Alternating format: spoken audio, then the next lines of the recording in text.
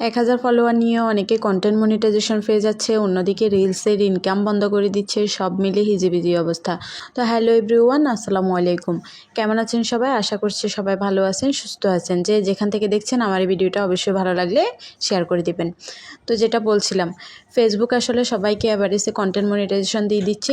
Facebook আসলে কি দেখে দিচ্ছে আমি নিজেও বুঝতেছি না। যাদের 1K ফলোয়ার তাদেরকেও দিয়ে দিচ্ছে, যারা কিনা এখনও পর্যন্ত কোনো লং ভিডিও আপলোড করে নাই তাদেরকেও দিচ্ছে, আবার যারা কিনা অনেক দিন পর্যন্ত কাজ বন্ধ রাখছে তাদেরকেও দিচ্ছে। এখানে আসলে ফেসবুক যদি নিজে থেকে কোনো কিছু না জানায় আমরা কেউই কোনো কিছু বলতে পারবো না। তো এখানে একটা জিনিস বোঝাই যাচ্ছে, ফেসবুক ছোট থেকেই হয়তো বা কন্টেন্ট মনিটাইজেশন দিয়ে দিচ্ছে। যারা কিনা ছোট এখনও কাজ করতেছে, শুরু থেকে কাজ করতেছে তাদেরকে দিচ্ছে। আস্তে আস্তে সবাই পাবে, ধৈর্য ধরে সবাই কাজ করে যান। তো এখানে একটা কথা আছে, আমি যারা কন্টেন্ট মনিটাইজেশন পাইছে তাদের সবার অনেকজনের পেজে ঘুরে দেখলাম, অনেকেই আছে যারা কিনা স্টার সেটআপ আছে তারা কন্টেন্ট মনিটাইজেশন পাচ্ছে। তো যাই হোক, স্টার সেটআপ থাকতে হবে, এটা মাস্ট, এটুকু বুঝি। আর রিলসের ইনকামের জন্য যেটা বলবো, রিলসের ইনকামে হয়তোবা ফেসবুকের আপডেটের কারণে এখন ভিউও কম হচ্ছে, রিলসের ইনকামও কম হচ্ছে। হয়তোবা দেখা যাবে রিলসের ইনকাম দিবে, বাড়ায় দিবে, হয়তো কিছুটা সময়ের জন্য আপডেট হচ্ছে, এই জন্য একটু ইয়াতে আছে। তো সবাই চিন্তা করবেন না, যার মতো করে কাজ করে যান, ফেসবুকে অ্যাক্টিভ থাকেন, নিয়মিত কাজ করে যান, নিজের পেজেও সময় দেন, অন্যদের পেজেও সময় দেন।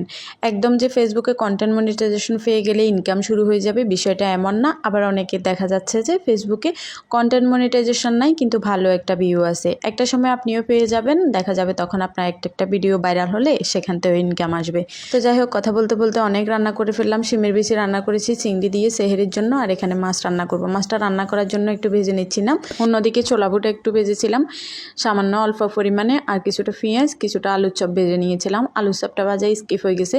তো এখানে আমি মাছটা ভাজা হয়ে গেছে, নামিয়ে নিব।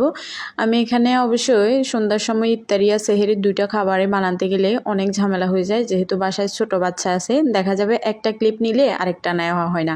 তো আমার মতো কে কে আছে একটু কমেন্ট বক্সে জানান তো। এখানে আমার একটা সমস্যা আছে, আমি মাছ ভাজা ছাড়া খেতে পারি না। দেখা যায় নিজের বাসায় মাছ ভেজে একদম রান্না করলে ঠিকঠাক মতো খেতে পারি, আবার কখনো কখনো দেখা যায় কারো বাসায় বেড়াতে গেলে মাছ শুধু রান্না করে, কষিয়ে রান্না করে, একদম ভাজে না, কিন্তু খেতে কিন্তু বেশ লাগে। আমি কি রান্না করতে পারি না, না কি হয় আমি আসলে বুঝতেছি না, নাকি অন্যের হাতে রান্না খাইতেই মজা লাগে, আলাদা একটা টেস্ট, ওইটা জানি না। তো যাই হোক, এদিকে আমি মাছটা মশলাগুলো কষিয়ে ভালো করে একটু টমেটো দিয়ে সামান্য একটু আলু দিয়েছি, যেহেতু বাসায় বাচ্চা আছে। আমার ছোট বাবুটা আলু ছাড়া একদমই খেতে চায় না। এই রোজা আসা পর্যন্ত ও না শুধু আলু জুস এগুলোর উপর দিয়ে আছে, মানে ভাতের ঘরে একদম যায়ই না বলতে গেলে। অনেক কষ্ট হয়, ছোট বাচ্চা নিয়ে রোজার সময় অনেক ঝামেলা হয়। তো এই তো কথা বলতে বলতে আমি আমার পুরো রান্নাটাই শেষ করে ফেললাম। তো সবশেষে আমি এখানে মাছে ধনিয়া পাতা দিয়ে নামিয়ে নিব।